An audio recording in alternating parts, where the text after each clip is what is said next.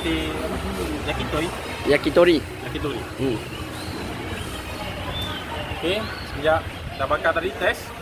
Sate ni dia kata dia punya tekstur daging dia dengan ayam dia rasa, lepas tu di combine pula dengan kuah kacang. Orang kata satu kombinasi yang sempurna. Kombinasi yang sempurna. So tak terlebih serai, tak terlebih apa semua, memang mantap lah dapatkan di Indomie Kelabah. Dekat sikit Cyberjaya. Alright.